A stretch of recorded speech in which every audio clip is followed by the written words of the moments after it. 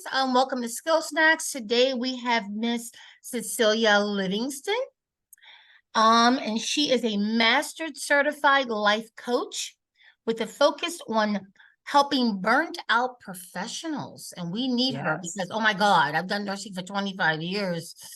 Ooh, I've had that many times. I've needed you in my life forever. I'm going to give you the floor. You tell us a little bit about yourself and how you do what you do. Absolutely. So, the reason that I am in this space is because I lived it. I was a burned out professional. So, lots of people,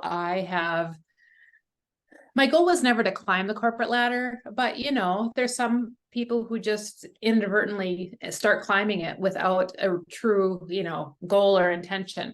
And I was really happy because as a very practical and analytic person, I needed to take care of my family. I had a growing family, and I was being very responsible. And so I had joined an organization 21 years ago, very entry level. And I got very bored in that entry level position and started climbing because I was curious. I worked hard. I asked questions. I had bosses that were okay with me challenging the status quo. And that's not always the case. Sometimes they're like, hit the road once you ask a question. But I was really fortunate, especially in my early days, to have bosses who welcomed my rants and raves about what we could be doing better. And so I created a brand for myself, basically within the company, of somebody who wasn't okay with doing things the way we've always done it. And that automatically created a demand for my work, which I had a family. I had a husband who had 3 kids when we got together. And then we ended up having 2 more of our own. And so, large family, financial responsibilities. And then my husband had a health crisis and ended up in the hospital multiple times due to severe mental illness. Back when I was pregnant with my first. Wow. With my second, excuse me. So I had a toddler who was not yet 2. I was big pregnant and my husband was in the hospital. And, my mom didn't raise no wimps. She raised 5 girls and we all can do whatever needs to be done. It don't matter what it is, right? And I think as women in this society, those of us of a certain generation, we get everything done, right? There is no, what am I going to do? I'm going to do it. Mm-hmm. I'm going to raise my family. I'm going to take care of my husband. I'm going to pay the bills. I'm going to mow the lawn, and I'm going to help my friend out next door because, she's really worse off than I am. So you keep trucking along. And so that's what I did. And I'm glad I did, right? Because this is my family. This is my life. And I love them all to death. And so I picked up that mantle of caregiver back in 2007, when my husband went through his mental health crisis. And he had periods of solid work. But he had long periods of not being sure if he was going to get to work the next day. And then we've had long periods of unemployment due to that as well. And so the stress of just life at home, not necessarily work, but life at home, took on a different cadence than it had previously while the kids are growing and all that good stuff. So fast forward a few years and I'm still moving into new roles at my corporate home. I had never really stayed in one role for longer than maybe 3 years. I was really fortunate that people came looking for me and said, "Hey, Cecelia, I've heard great things. We really want you on the team." Or even past bosses who moved into new roles and said, "Hey, I just created a new team. You're coming with me," type of things. And so, there's many things, I can't say enough good things for the path that I have been on. But the saying you can never have enough of a good thing, I don't subscribe to that necessarily. Because along with those great bosses, you're inevitably going to find the bosses who shouldn't be bosses, who have no business leading a team, who have no business interpreting and cascading and implementing a message or a strategy. And so I came across those as well. So during this time, my oldest inherited child, or excuse me, my youngest inherited child, when he was 18, 19, experienced his own mental health crisis. So suddenly, the hereditary nature of what my family was dealing with became very evident. And so happily, we worked through that initial crisis stage with him. And that's a whole nother story. But then when my oldest turned 12, because mental health was such a open topic in our family, we talked about it. We talked about how dad was feeling, why dad was feeling this way, why mom did things that dad couldn't do, so things like that. It was a very easy conversation, and I'm so glad that it was. Because then my 12-year-old shared with my husband that he too was experiencing things that indicated that he had inherited some of these mental health issues. And, I took the time that I needed to, as with most moms, it's generally 30 seconds in a dark closet or in the shower in the morning to cry and, get the emotion out. But I had stuff to do. I have a household to run. I've got a team to lead. I have other children. I have a husband who I am still both in a caregiving role, but also still trying to make it be a partnership, the partnership that we had entered into all those many years ago. So I got stuff to do. I can't sit and feel sorry for myself. And my mama didn't raise no quitters. Right. So we kept going. We kept trucking. We got my son the early help that he needed. And so just started, feeling like we were on a manageable path.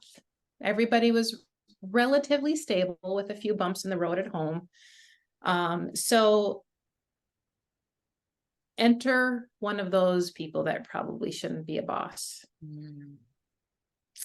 And COVID. COVID upended everything for so many of us. And in our house, I worked from home. I had worked from home for probably about 14 years at that point when COVID first hit. So my office was at home. I was there, and it really worked well for me because I could manage work and be involved in work, but I could also keep my eye on what was going on in the rest of the household. Right. So when COVID hit, oh yeah, did I mention we homeschooled too? No, you didn't mention it. Yeah. You're doing it all. We homeschooled too. So when COVID hit and lockdowns hit, I'm like, I don't care. Go do your homework. It's Tuesday. Nothing changes here. Right. But the world changed. And whether it was the stress of what's next or the fact that I was helping manage a team of over 100 as they had to move home and deal with the new stresses of working from home with their toddlers and babies and teenagers right next to them, or all of the things that all of us dealt with, I still had to deal with that in some way. Just, I didn't feel as though I personally had to deal with that big transition of going home, but I was responsible for people who did. While working for a boss who, you know, the term emotional intelligence just wasn't there. The concept wasn't there. And so no matter how fast you run or how high you jump or how late you work, how many emails you answer and send on a Saturday, it's never enough.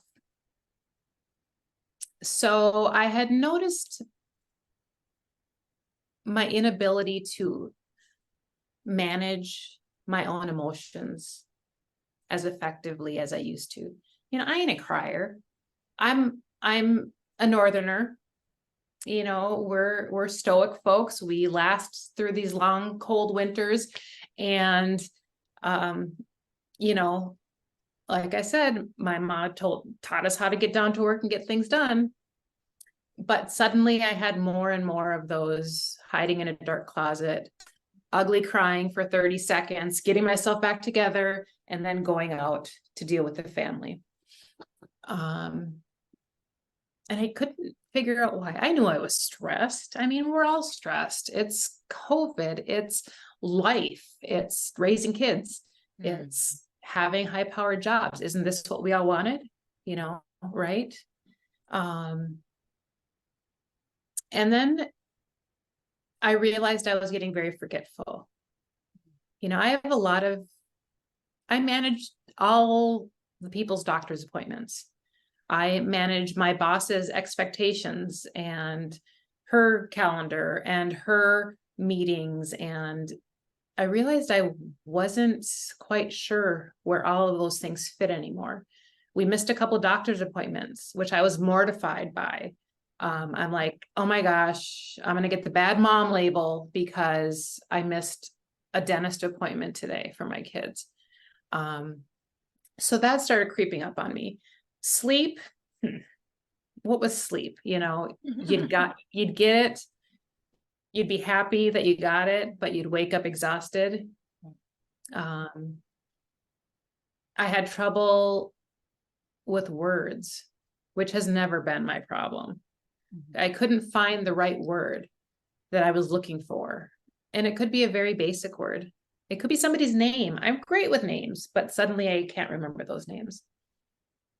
So when the tears started while I was working, that's when it finally started creeping in that something was off balance. It was slow on the uptake. You know, we have things to do.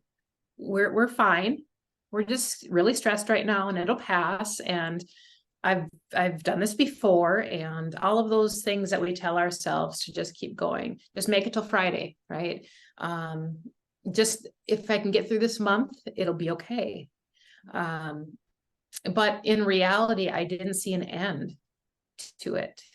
I didn't ever see something that would provide me the relief that I knew that I needed. So I was in denial, but I was seeing how it was starting to negatively impact me finally. And then there was one week. It was in May. I just remember that it was in May, or maybe it was in April. Did I tell you my memory was getting a little funky at that point? You do it all. It's okay. Yeah.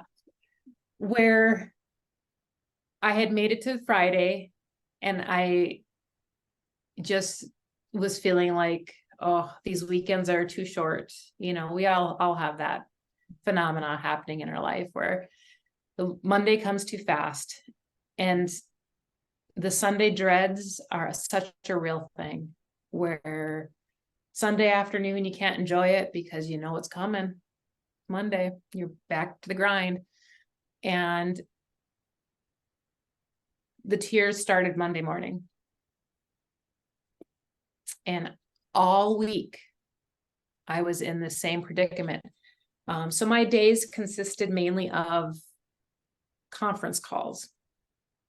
And this was the company that I was with, the segment I was in. We didn't do a whole lot of video conference calls. So it was just mainly phone, which was really good for me in that position, because I would be sitting sobbing and crying and puffy faced and blowing my nose. And I would hear the conversation coming back around to me. And I'm like, okay, get myself together, blow my nose, take myself off mute, try to speak intelligently, put myself back on mute, and continue to cry. And I'm like, just make it to Friday, just make it to Friday. I have never prayed that harder or as many times as I did that week. Friday got there. Saturday morning, I woke up. I was still crying. Cried all day Saturday. Cried all day Sunday. And I'm laying in bed sobbing, and it's 2:00 a.m. Monday morning. And I text my boss and I said, I'm not coming in tomorrow. I'm going to be applying for short-term disability. She was awake. She texted me back, said, well, what for? And I said, burnout. I can't do this anymore. I didn't hear from that boss again until I returned to work 5 months later. But that was the hardest decision that I've ever had to make, because I felt like I was giving up. I felt like I was, other people manage these things. Why can't I? I'm strong. I'm determined. I have enough know-how, right? What's the problem? And so it totally felt isolating. It felt like I was failing. And I struggled during those first few weeks of burnout leave. I went on a short-term disability. I struggled so hard because I didn't know what to do with myself. I felt guilty because I wasn't doing all of the things. I felt guilty because now that I didn't have all these hours of work, I should be able to do all the things for the family, right? No, I couldn't do that either. I was totally one big puddle of what I thought was uselessness. So learning to sit in silence and solitude was the hardest thing that I had to learn during that time. But that was the best thing for me to learn at that time. So that started a whole new journey for me of recovery. But that was a long answer to your short question. But it's why I do what I do now, because I still, as I tell my story each and every time, I still feel it. I generally have to stop the tears from starting, because I know what it feels like. And I talk to women who are still right there every day. And it takes me back. So, it is a reliving of my own experience, but it just reminds me of how much we need to get out of these cycles that we find ourselves in. And so out of that was born Cecelia Livingston Coaching. Thank God for you, because like I said, I could have used you in my life many times. And I think after about, maybe 17, 18 years in this field, that's when I was like, I've had it. Maybe it's time for me to retire. I mean, I was involved in other projects, but I was totally, like you said, wiped out. I had 5 children, been married twice, started at 18 years old, married. So I've always had pressure and and I was the breadwinner in both marriages. So everything was on me to make sure bills are paid and this is done and kids are in Girl Scouts and kids are in basketball and all the stuff at the same time. I was still finishing up school because I switched my major from engineering to nursing. I loved math, loved science.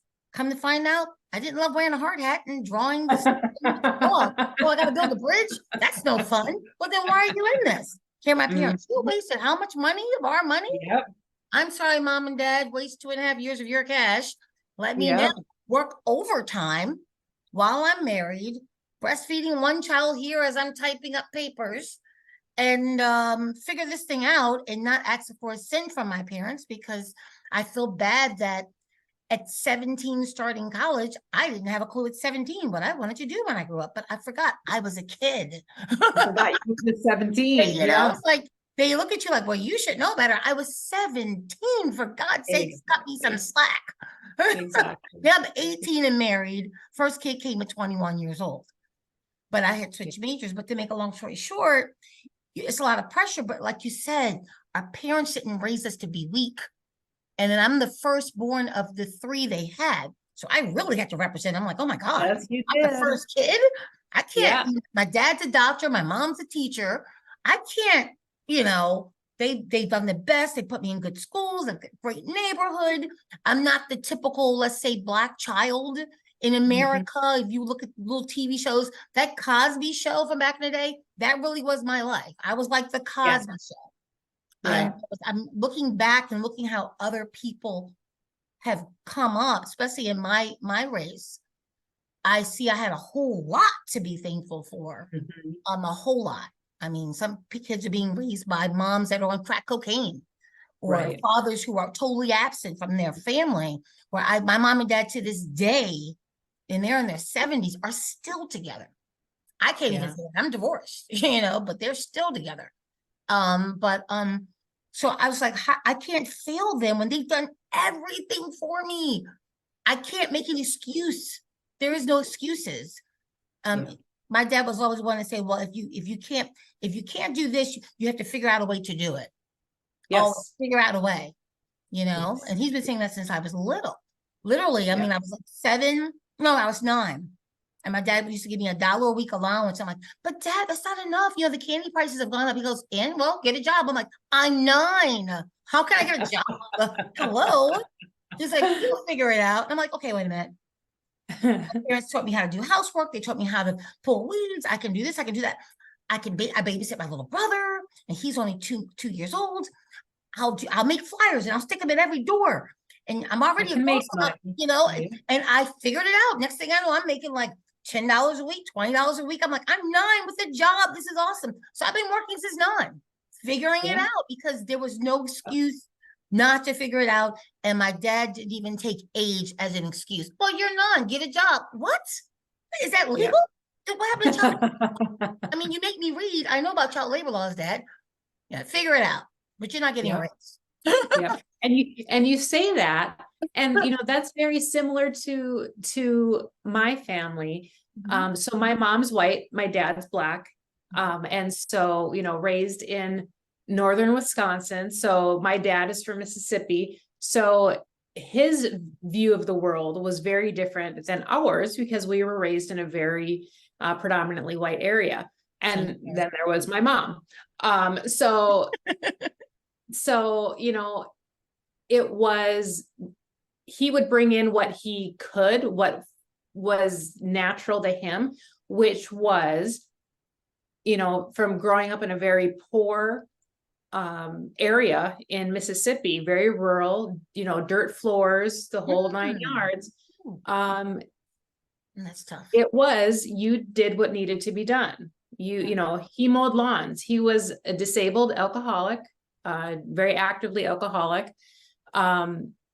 But he couldn't drive. He couldn't hold a job by the time I came around, but he would walk a mile with the lawnmower to mow somebody's lawn, because that was just what he did to get cash in his pocket.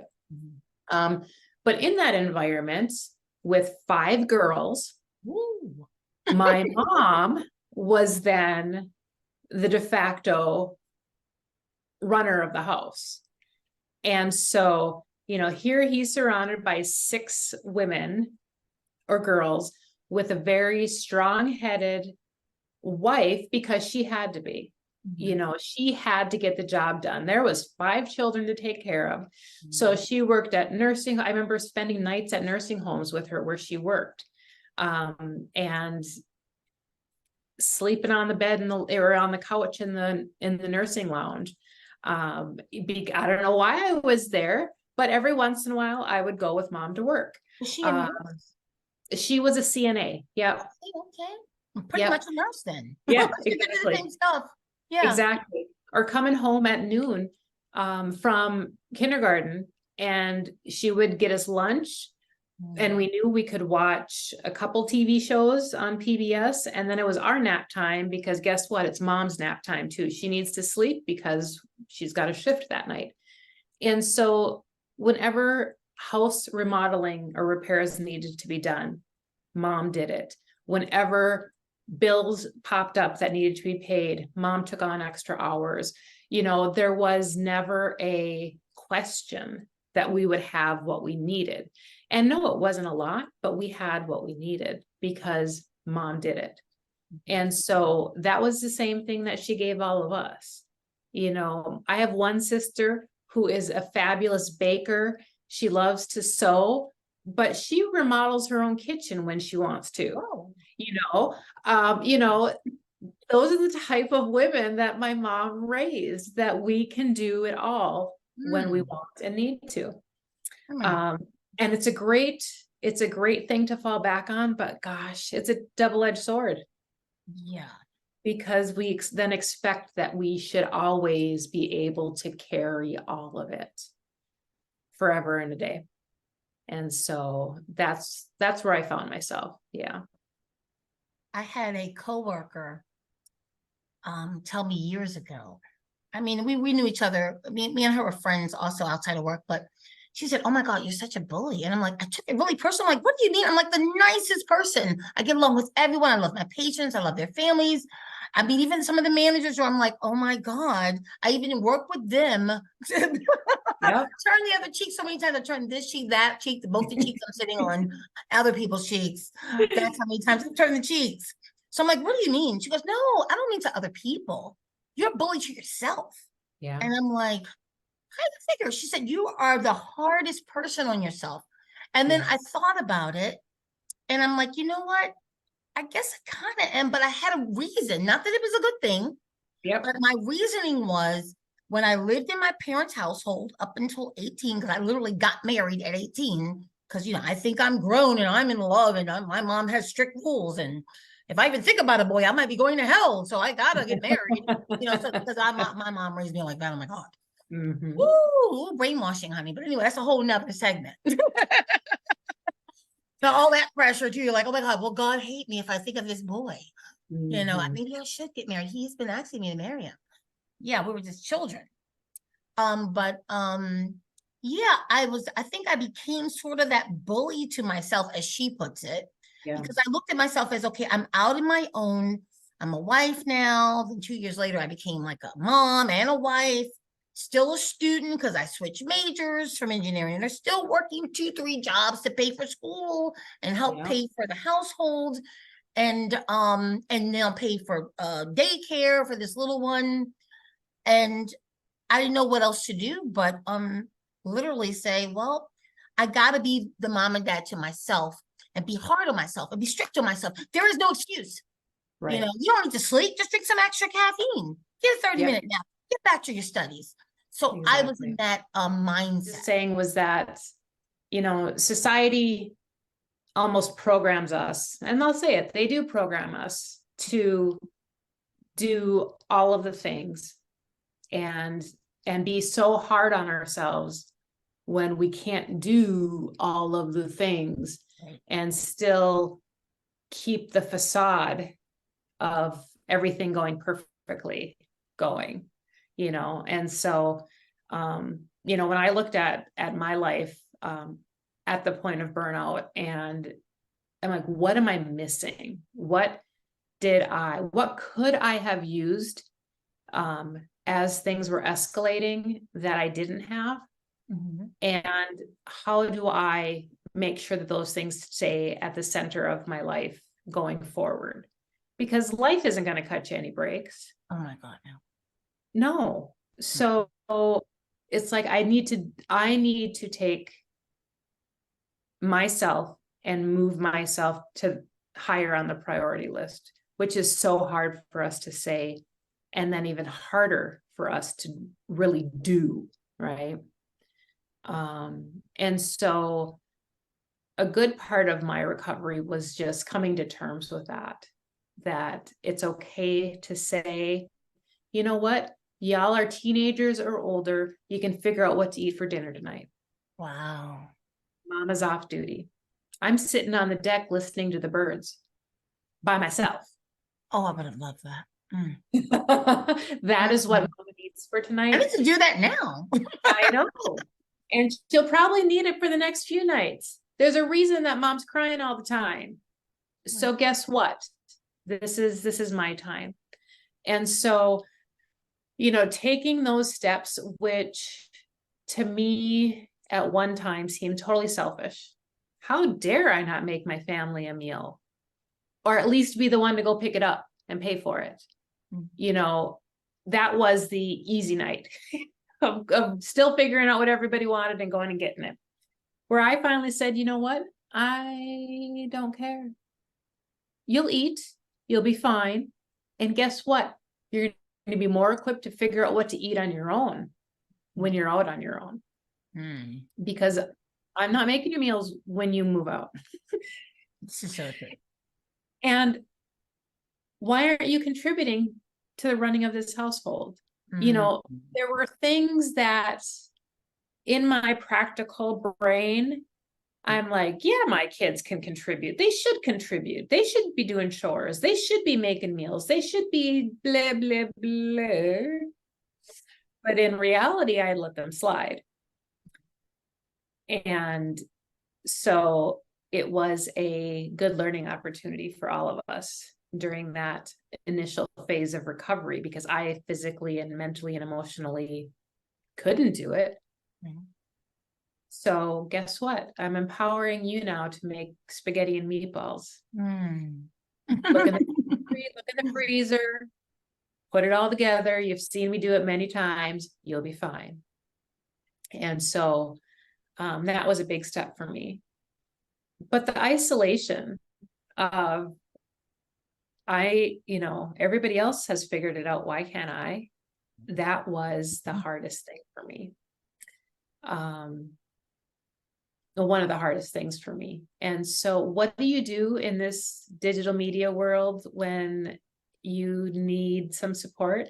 You turn to Facebook, you turn to social media, and you start collecting friends who know what you're talking about, who have felt what you feel, who are feeling what you're feeling, or who have come out the other side of it and can help guide you. And so that's what I did, because I couldn't reach back out to people on my work team. Yeah. I couldn't reach out to people in my family. So besides my therapist, who I am a proponent of therapy and medication to get you through the things you need to get through and over the humps and to a point of maintenance. So I will always make that disclaimer. I am not shy about it. I am not ashamed of it, because I needed it for my recovery. And I'm still taking some of them now, because you know what? You have to do. You do.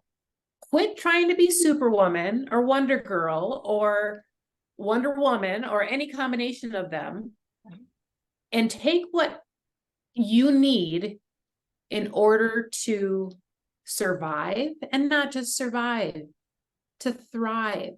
That's what we're meant to do. We're not meant to just claw our way from one day to the next. So that was my medication tangent and therapy tangent.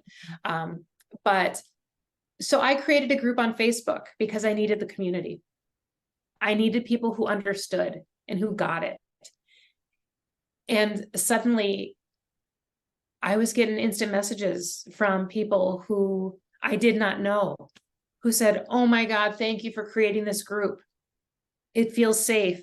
We can say what we need to say."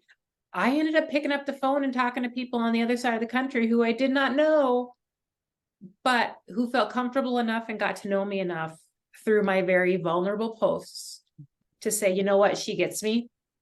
And she might only be a few steps ahead of me, but I want to talk to her. Mhm. Do I have all the answers? No, I am not here to tell you what to do. I don't know what to do. Your life is your life. You know it better than anybody. But there are some things that we have in common that help us to speak the same language, to understand our shared experience. And then I know some questions to ask you to move you forward, to help you figure out what you really need and what you really want.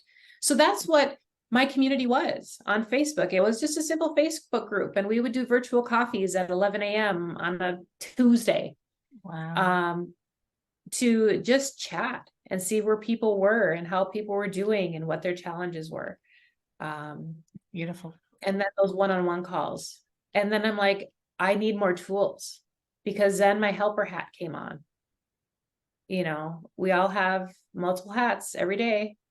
And I started seeing the coach in me, which as a mom, as a boss, you know, we're coaches all the time. We've been coaches. We don't realize how much we're coaches until somebody defines for us what a coach is. Mhm. And then we're like, I've been doing that for decades. Why are you not getting paid for that? So I took my first coaching course simply to provide more assistance to the women in my free community Facebook group. Because I was so passionate about wanting to give people the things that I did not have when I was going through it. That's what gave me my purpose when I was still sorting through all of my own junk. I might not be able to hold a job right now. I might not be able to meal plan anymore. I might have to completely rely on my Google Calendar to get us to all of our doctor's appointments, but I can still help somebody else who needs a hand. Right. And once I did my first coaching course, I'm like, sold. This is what I should be doing. Wow. You know, the corporate world, I'm a number. We all know that. We all know we're numbers. All numbers. Yeah, we're all numbers. But to see the impact that I can have in somebody's life, gosh, it's like seeing your kid walk for the first time or say their first word. That's what coaching is for me. So why wouldn't I embrace that and know that I'm positively helping somebody through their moments of crisis as well? So, yeah. So how can people reach out to you and get a hold of you if they need your help? Because believe me, I think all of us on the planet need your help. You're gonna have to split yourself up a whole bunch of times. Other than that, you know. Okay. That's okay. In fact, I've got a network of other coaches that if somebody has a unique situation that I don't feel as though I'm qualified for, I find them a different coach. Even, you know, when we first started talking, in fact, there was a woman who was suffering from ADHD and it had, you know, really made itself evident as an adult, which is happening more and more, especially for women. I don't have a whole lot of history or knowledge about ADHD. It's one of those things on my to-do list where I want to delve into that more because it is becoming so prevalent. But guess what? I know a coach who specializes with women with ADHD. So I got her over there. So that's one of the really nice things I have, is a broad network of coaches to reach out to. But if people want to contact me, they can find me at CeceLivingston.com. Really simple. It's CECE Livingston.com. You can take a free quiz there to see where you are on the burnout scale. How bad is it? Let's get an objective view, because like we talked about before, we're always in denial until we can't deny and ignore it anymore. And, you know, when people think about being vulnerable in this sort of space and working with a coach on burnout and what's going on in my life and in my heart and in my head, it can be very intimidating. I know. I remember my first appointment with a therapist. And even though I had been to a therapist for my husband and for my son, that was for other people, right? But now it's me. Oh gosh, I'm the one who has to take my own medicine. I remember that feeling. And so my conversations are, I would say, very easy. We just chat. And in fact, before an individual would even decide that they wanted to work with me, we would probably have talked for at least an hour and a half in a couple different sessions to just chat and get to know each other. So when I take on a client, they want to be here. They're ready and willing to continue the conversation and figure out how to get over those hurdles in their lives and make the decisions that they want to make and need to make in order to move their lives forward. So, you know, right before our chat, to let you know, I was in a tank top and a do-rag because I didn't have time to do any of the stuff. I generally don't wear makeup either. I am as real as I can be, both for interviews like this, as well as in my coaching sessions. So by doing that, I help my clients be as real as they can be. That makes sense. And so, they can feel open and comfortable just coming as they are. Yes, this is your space. This Right. isn't my space. I have my virtual background up here, but it's fake because this is all about you.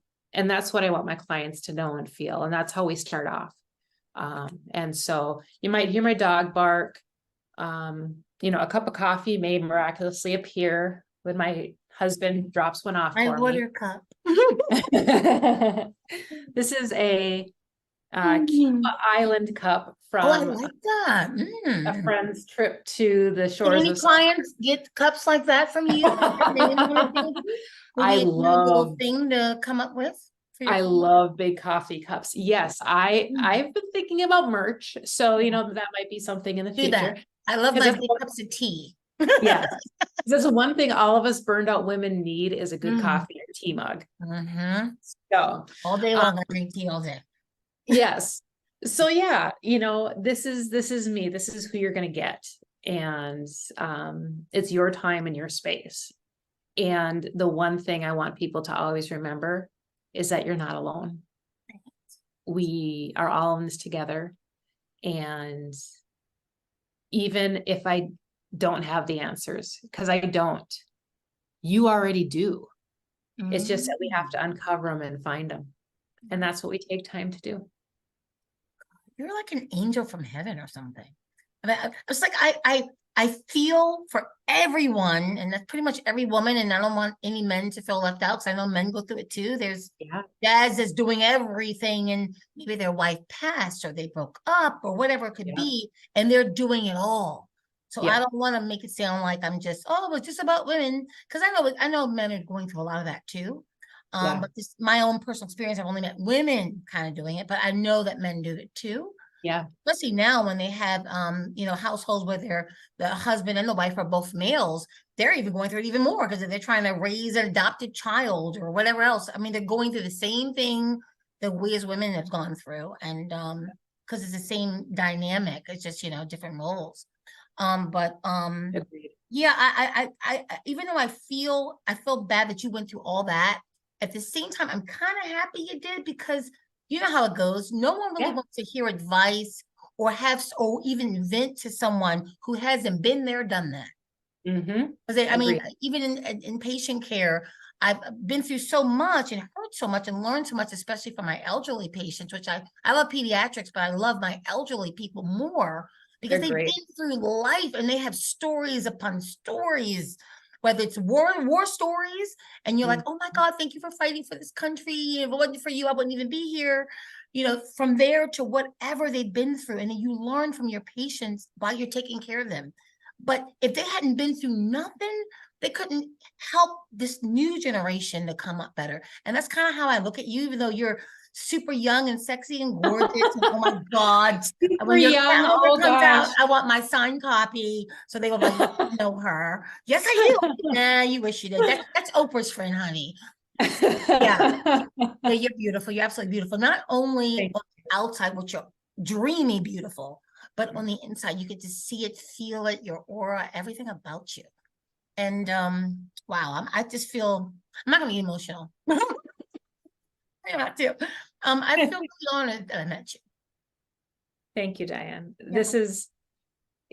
This is one of those roads that regardless of where we are on the stress management scale, we've all been there.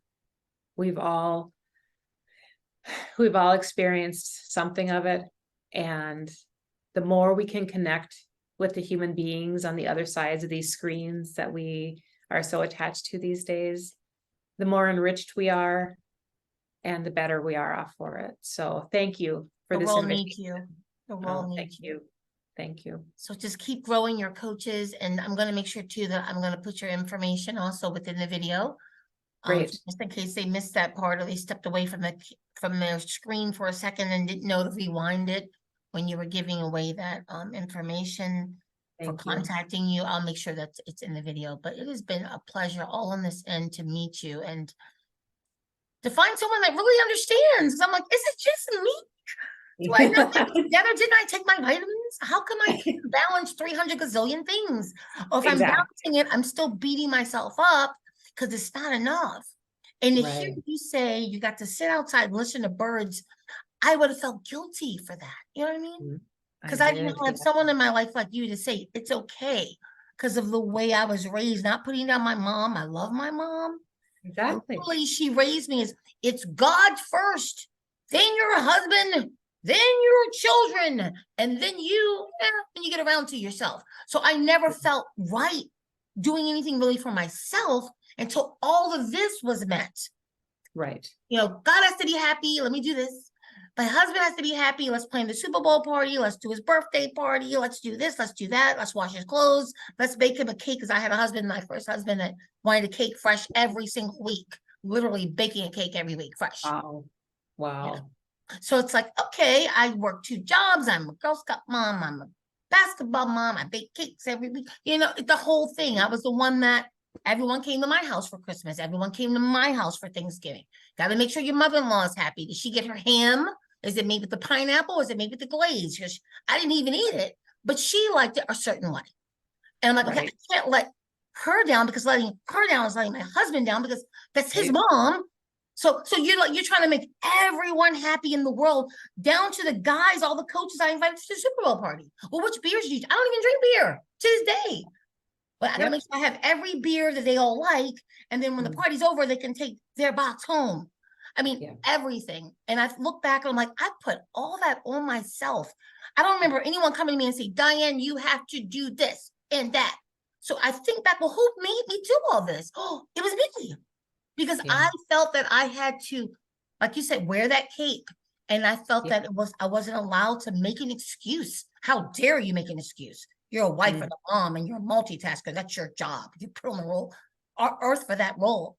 And I didn't really cut myself slack until literally, which is embarrassing to say this, but literally maybe about 5 or 6 years ago, when I'm like, I'm just so burnt the heck out. I'm going to take off a few months, work, because you save your money, but you don't really do anything with it. You. Exactly. Yeah. Bills. What am I going to do for myself? No, but let me give my kids this and do that for them. Nothing for yourself. I did a spa day. I literally said, I don't watch TV because I don't have time for that. I'm gonna literally watch some movies that I've always wanted to see.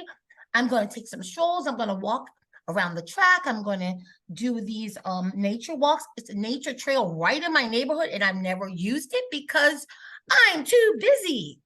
Yeah. Why am I too busy? And then literally I had a really close call with death, so to speak. I was on a travel assignment, and I had an ice patch because everyone's like, "Oh, I know you got paid." No, I didn't get paid. I had an ice patch. I can't sue an ice patch. Not another person, ice patch. And went down a mountain. The car got totally totaled. The front was ripped. The whole part was ripped in the front. And I'm sitting there like, how the heck did I survive that? Why am I still alive? And then that made me have a whole new viewpoint. And this was literally a couple of years ago. A new viewpoint on life. And I'm like, you know what? If I die today, which I feel that I probably should have died, looking at that car, there's no way I should be alive. Looking back, what did I do? What have I accomplished? Okay, you went to school, you raised kids, you raised your husband. I hate to say it that way, but that's what it felt like. It felt like that.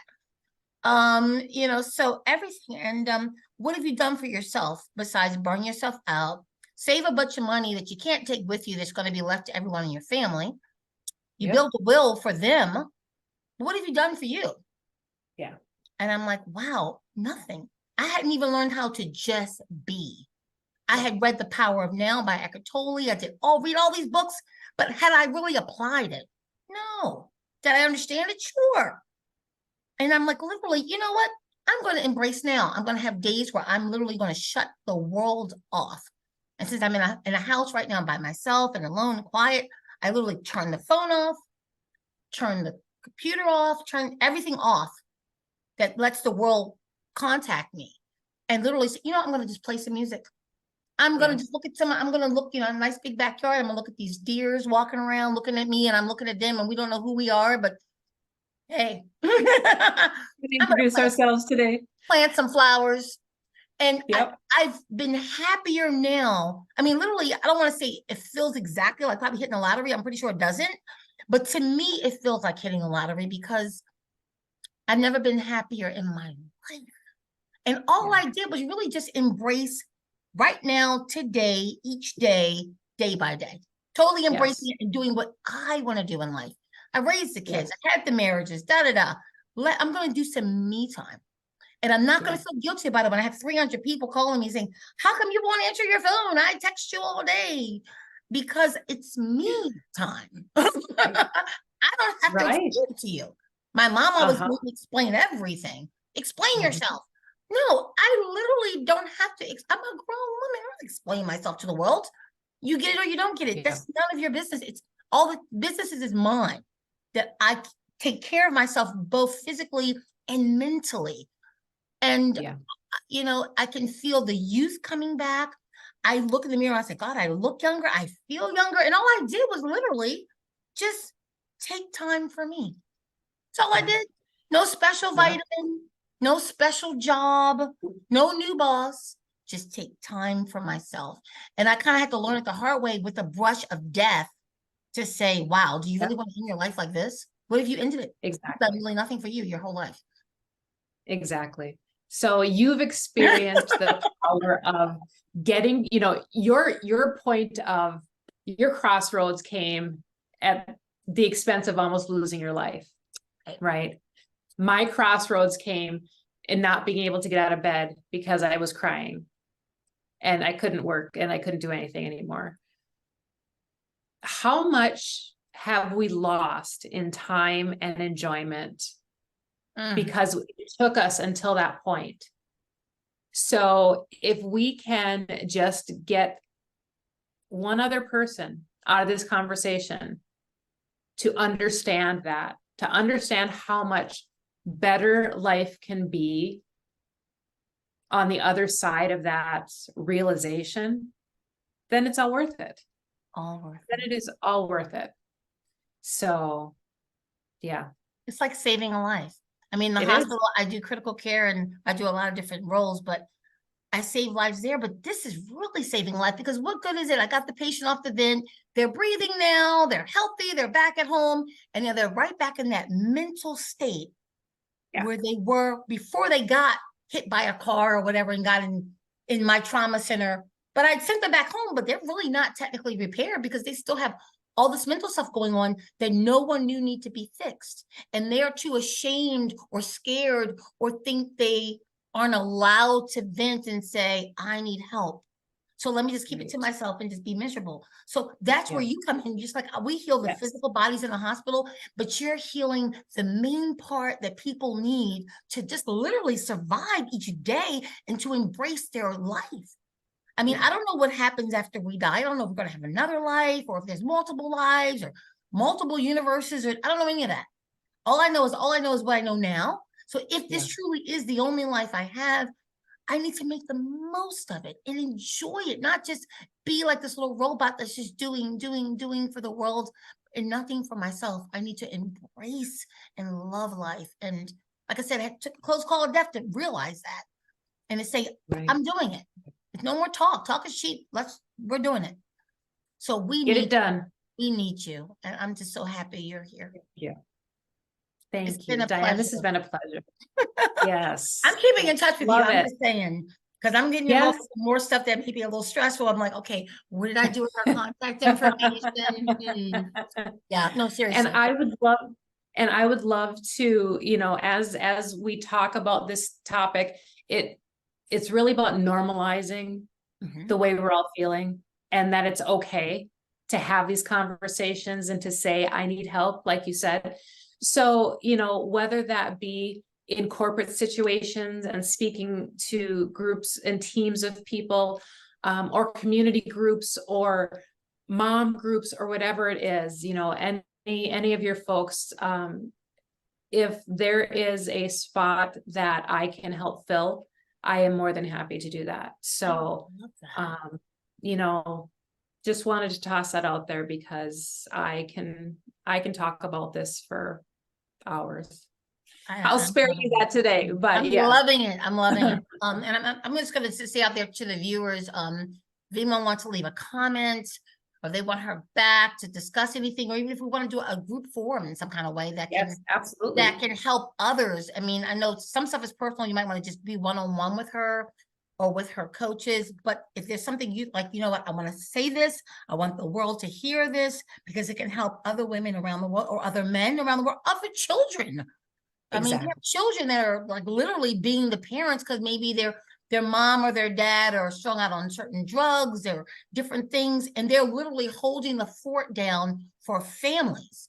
And then you hear about this when they get older, like, yeah, I've been taking care of mom and dad since I was 12. I cooked, I cleaned, I this or that. I'm like, whoa, all that on you? You couldn't just be a kid? No, couldn't just be a kid. I didn't even play with toys. I just worked. So even children are out there that are going through the same thing. It's really sad.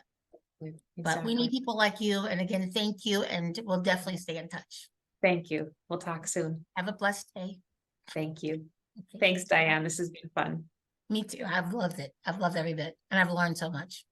Good, good, good.